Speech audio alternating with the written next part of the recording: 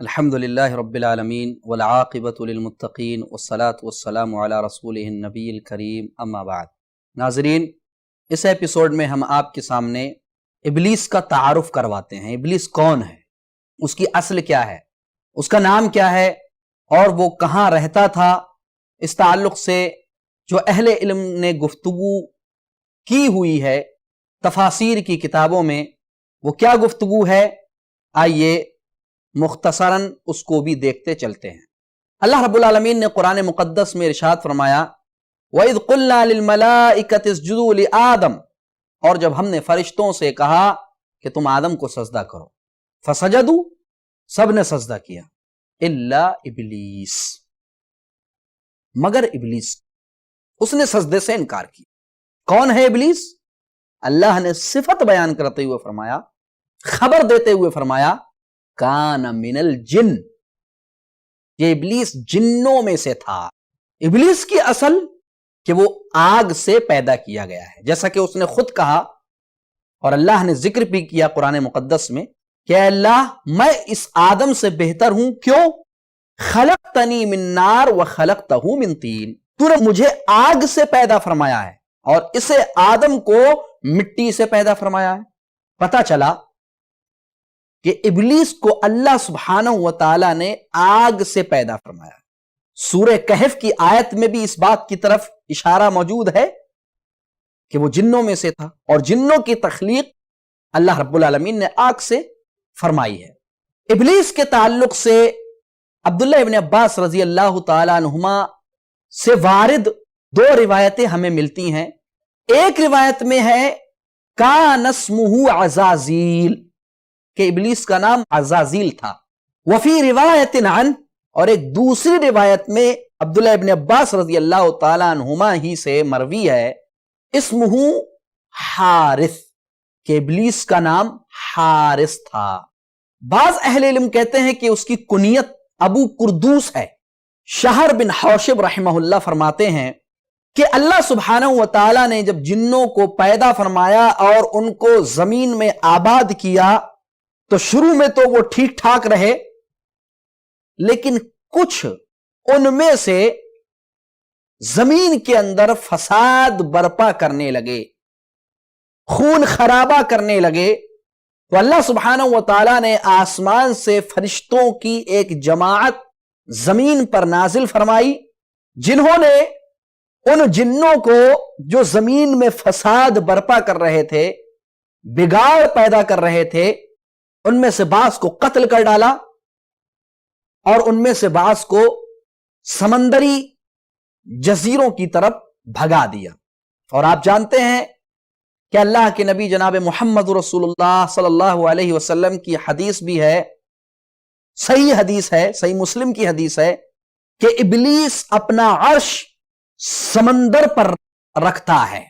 ابلیس کا عرش یہ سمندر پر موجود ہے، اسی لیے بعض روایتوں میں سمندر میں سفر کرنے سے منع فرمایا گیا ہے۔ اس کی کئی وجہیں موجود ہیں، کئی اسباب ہیں۔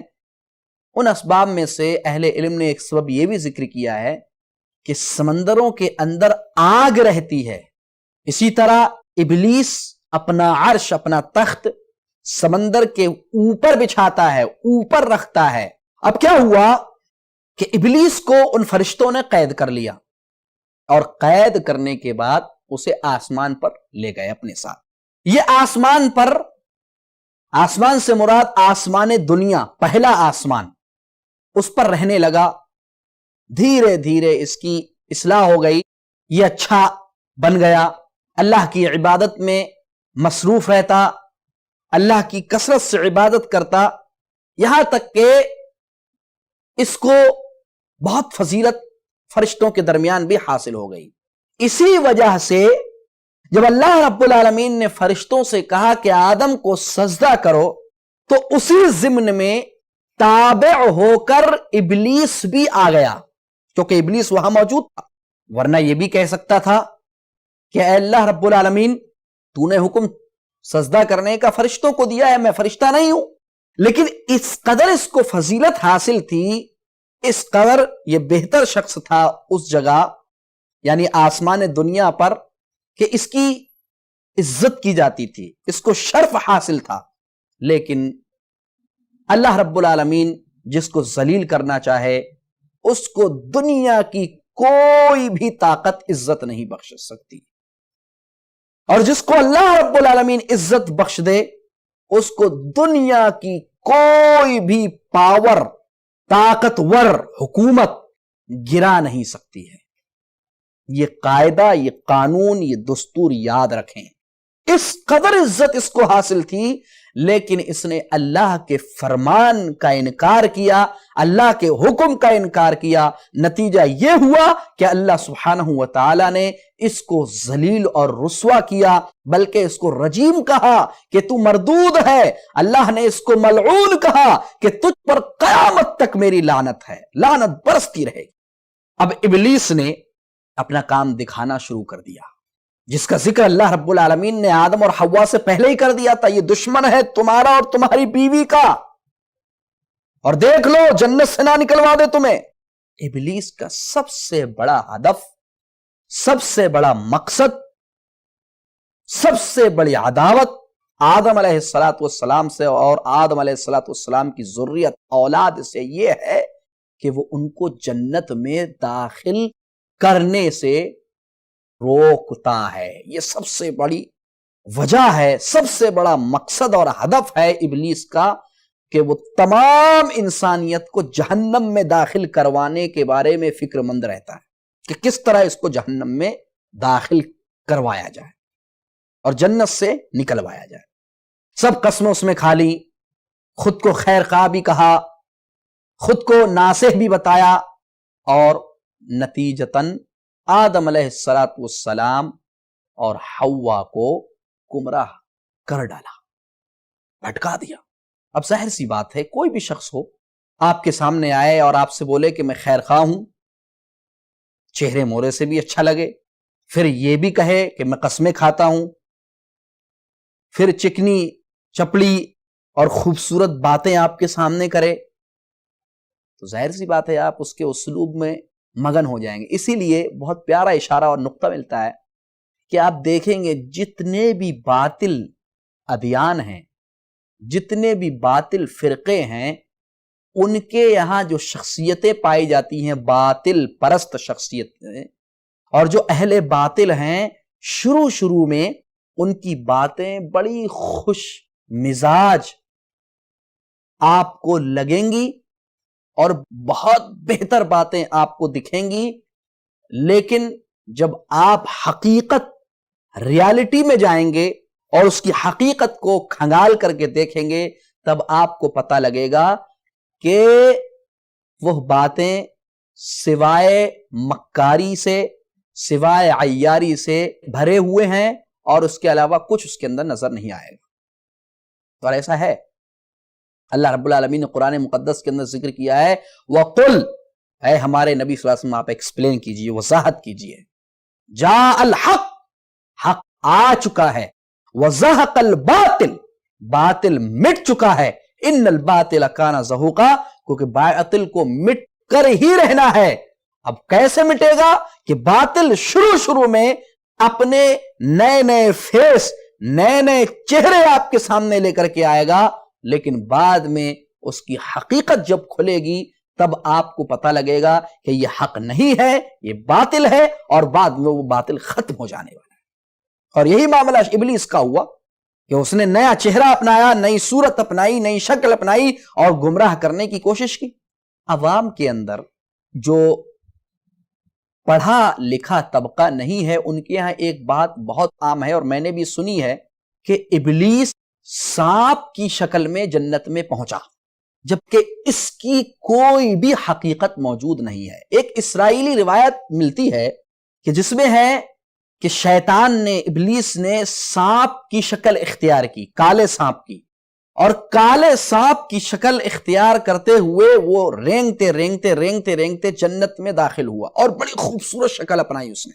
تھا سانپ کی شکل میں، لیکن بہت خوبصورت تھا، اور جس کی وجہ سے وہ حوا کے پاس سب سے پہلے پہنچا اور وہاں پر وسوسہ ڈالا، گمراہ کیا۔ لیکن اس روایت کا تعلق حقیقت سے بہت دور ہے، کیونکہ اللہ رب العالمین نے ایسا کہیں پر بھی ذکر نہیں کیا ہے قرآن مقدس میں، اور احادیث رسول صلی اللہ علیہ وسلم سے بھی ہمیں اس کا کسی بھی قسم کا کوئی تذکرہ نہیں ملتا ہے، اور نہ کوئی صحیح سند سے اسرائیلی روایت ہمیں ملتی ہے جو اس بات کا تذکرہ کرتی ہو۔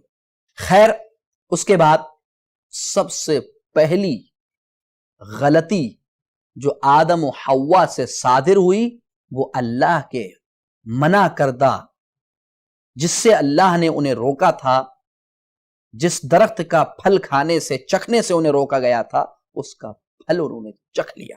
اللہ نے فرمایا فَلَمَّا ذَاقَ الشَّجَرَةَ، جب ان دونوں نے درخت کا پھل چکھ لیا۔ دیکھیے بہت زبردست اشارہ ہے یہاں پر کہ اللہ رب العالمین نے آدم کی طرف صرف نسبت نہیں کی کہ آدم نے درخت کے پھل کو چکھا، اور نہ ہی حوا کی طرف اشارہ کیا کہ حوا نے درخت کے پھل کو چکھا، بلکہ اللہ رب العالمین نے ذکر کیا کہ دونوں نے تثنیہ کا صیغہ استعمال کیا، ذاقا، فلما ذاقا الشجرۃ، جب ان دونوں نے درخت کے پھل کو چکھا، کھایا نہیں، ابھی ذوق کا لفظ استعمال کیا، چکھنا، کھایا بھی نہیں ہے، اکلا کا لفظ استعمال نہیں کیا کہ فلما اکلا، یہ نہیں کہا اللہ نے کہا ذاقا، چکھا، بدت لہما سوآتہما، جو وہ جنت کے کپڑے خوبصورت پہنے ہوئے تھے اتر گئے، فوراً اتر گئے، جیسے ہی چکھا جنت کے کپڑے اتر گئے اللہ رب العالمین کی طرف سے، فوراً اتر گئے، اور ان کی شرمگاہیں ان کے لیے ظاہر ہو گئیں۔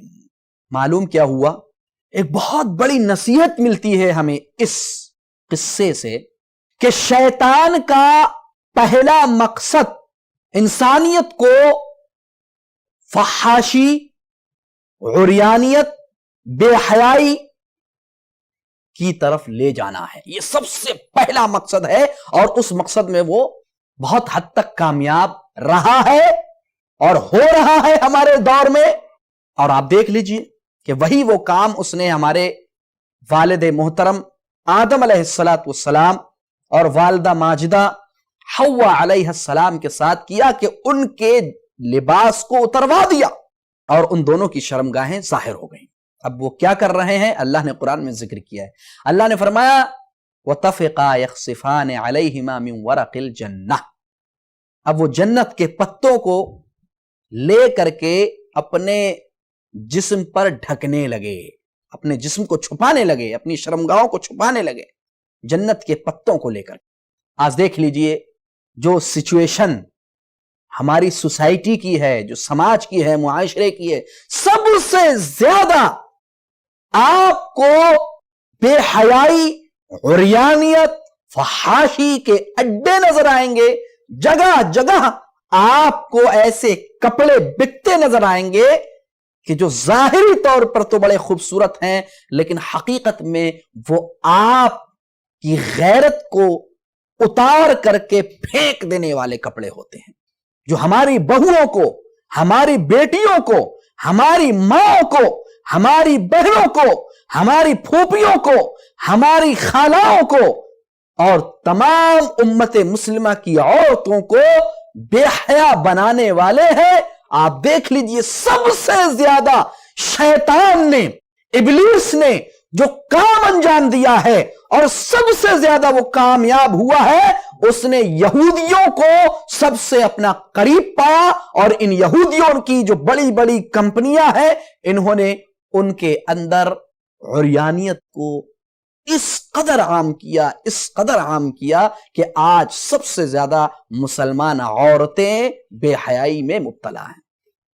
اور یہی وجہ ہے آپ کو نعرے دیکھنے کو ملیں گے کہ میرا جسم میری مرضی، عریانیت کی وجہ سے، بے حیائی کی وجہ سے، بے غیرتی اس قدر ہمارے معاشرے میں داخل ہو گئی ہے، ہم اس قدر شیطان کے چیلے بن گئے ہیں، اس قدر شیطان کی طرف جا رہے ہیں، اس طرح ہم شیطان کی طرف دوڑتے ہوئے جا رہے ہیں جیسے وہ ہمارا خیر خواہ ہو۔ ارے وہ جو آدم و حوا کا خیر خواہ نہیں ہو سکا، وہ خاک آپ کا خیر خواہ ہوگا؟ غور کیجئے میرے بھائیو اس بات کی طرف کہ شیطان کا سب سے پہلا مقصد انسانیت کو بے حیائی کی طرف لے جانا ہے، اور اس نے وہی کر دکھایا۔ ہمارے والد محترم آدم علیہ السلام اور والدہ ماجدہ حضرت حوا علیہ السلام کے جسم سے لباس کو اتروا دیا۔ آخر اللہ کا غضب نازل ہوا۔ اللہ نے قرآن میں ذکر کیا وَعَصَىٰ آدَمُ رَبَّهُ فَغَوَىٰ، آدم نے اپنے رب کی نافرمانی کی۔ اللہ اکبر۔ اللہ نے جس کو اپنے ہاتھ سے بنایا تھا، اللہ نے جس کو اپنے ہاتھ سے بنا کر کے شرف بخشا تھا، جس کی تکریم کی تھی، اس کے اندر روح پھونک کر کے اللہ رب العالمین نے آدم علیہ السلام کے لیے فرشتوں سے سجدہ کروایا۔ اللہ رب العالمین نے آدم علیہ السلام کو تمام نام سکھلائے اور ان کو فرشتوں پر برتری عطا کی، فوقیت عطا کی، لیکن اس کے باوجود بھی آدم علیہ السلام شیطان کے چنگل میں پھنس گئے، شیطان کے شکنجے میں پھنس گئے، شیطان کے وسوسے میں پھنس گئے، اور نتیجہ کیا ہوا؟ اللہ نے فرمایا وَعَصَىٰ آدَمُ رَبَّهُ فَغَوَىٰ، آدم نے اپنے رب کی نافرمانی کی اور وہ بہک گئے۔ بہت سارے لوگ کہتے ہیں کہ عورت نے آدم علیہ السلام کو جنت سے نکلوایا، اور عورت جو ہے وہ پہلے شیطان کے چنگل میں پھنس گئی، شیطان کی باتوں میں آ گئی، جبکہ قرآن کہتا ہے کہ آدم نے اپنے رب کی نافرمانی کی۔ قرآن نے آدم علیہ السلام کی طرف نسبت کی ہے کہ آدم نے اپنے رب کی نافرمانی کی، حوا کی طرف نسبت نہیں کی ہے۔ ہاں بلا شبہ نافرمانی دونوں نے کی ہے، بلا شبہ دونوں سے غلطی سرزد ہوئی ہے، اس میں کوئی شک نہیں ہے، لیکن خصوصی طور پر جو نسبت کی گئی ہے نافرمانی کی، وہ حضرت آدم علیہ السلام کی طرف کی گئی ہے۔ اس لیے عورت کو برا کہنا اور عورت کو نیچا قرار دینا اور عورت کو ذلیل کرنا، یہ اسلام نے ہمیں نہیں سکھلایا ہے اور نہ ہی قرآن نے ہمیں سکھلایا ہے۔ نافرمانی دونوں سے ہوئی ہے، لیکن نسبت اس نافرمانی کی پہلے اللہ نے آدم علیہ السلام کی طرف کی ہے۔ اب کیا ہو رہا ہے؟ آئیے دیکھیے۔ اللہ رب العالمین نے فرمایا اہبطوا منہا جمیعا، اس سے پہلے اللہ نے فرمایا اے آدم و حوا، کیا میں نے تم دونوں کو منع نہیں کیا تھا اس درخت کو چکھنے سے، اس درخت کے پھل کو کھانے سے؟ اللہ اکبر، اللہ کا حکم۔ اللہ رب العالمین نے فرمایا تم میں سے بعض کا دشمن ہے، آدم تو ابلیس کا دشمن ہے، ابلیس یہ آدم کا دشمن ہے، دونوں دشمن ہوں ایک دوسرے کے۔ اور یہی وجہ ہے اللہ نے ہمیں بار بار ڈرایا ہے کہ یہ ابلیس ہمارا دشمن ہے، ابلیس ہمارا جانی دشمن ہے، اور ذاتی دشمن ہے، دینی دشمن ہے، منہجی دشمن ہے، ہر اعتبار سے سب سے بڑا دشمن اگر دنیا میں کوئی ہے تو وہ ابلیس ہے۔ لہذا اس کے فتنے سے خود کو بچاؤ۔ اس میں اتنی بڑی نصیحت ہے، اتنی بڑی عبرت ہے ہمارے اور آپ کے لیے اور امت مسلمہ کے لیے، پوری انسانیت کے لیے، کہ جس ابلیس نے آدم و حوا کو جنت سے نکال دیا، جو ابلیس، جو شیطان ہمارے ماں باپ کا نہ ہو سکا وہ ہمارا ہو سکتا ہے؟ ذرا غور کیجئے، بہت بڑی بات ہے، تدبر کی، فکر کی بات ہے۔ جو ہمارے والدین کا نہ ہو سکا وہ ہمارا ہو سکتا ہے؟ کبھی نہیں ہو سکتا۔ اس لیے خود کو شیطانی جالوں سے، شیطانی چنگل سے، شیطانی وسوسوں سے، شیطانی فتنوں سے نکلوائیے اور نکالیے، اور اس کا طریقہ اللہ کے نبی جناب محمد رسول اللہ صلی اللہ علیہ وسلم نے ہمیں سکھلایا ہوا ہے۔ اور وہ کیا طریقہ ہے؟ آپ اللہ رب العالمین کے اوامر کو مانیے، جو احکامات ہیں اور جو نواہی ہیں جن سے منع کیا گیا ہے ان سے اجتناب کیجئے، احتراز کیجئے، ان سے خود کو بچائیے، اور خصوصی طور پر صبح شام کے اذکار اورات اللہ کا کثرت سے ذکر کیجئے۔ جو دعا ہے وہ پڑھیے، صبح کی دعائیں پڑھیے، شام کی دعائیں پڑھیے، اگر خود کو چاہتے ہیں کہ شیطان کے وسوسوں سے بچائیں۔ اب اللہ رب العالمین نے فرمایا اہبطوا منہا جمیعا، تم سارے کے سارے جنت سے اتر جاؤ۔ ناظرین، اس تعلق سے ہم اپنے اگلے ایپیسوڈ میں آپ کے سامنے وضاحت کریں گے کہ جب آدم و حوا نے اللہ کی نافرمانی کی، اس کے بعد اللہ رب العالمین نے ان کو دنیا میں کس طرح بھیجا، اور کہاں آدم کو اتارا گیا، کہاں حوا کو اتارا گیا، کہاں شیطان کو، ابلیس کو اتارا گیا۔ اہل علم نے جو بیان کیا ہے ان کے اقوال کے مطابق ہم آپ سے اگلے ایپیسوڈ میں بیان کریں گے۔ تب تک کے لیے آپ سے اجازت چاہتے ہیں۔ السلام علیکم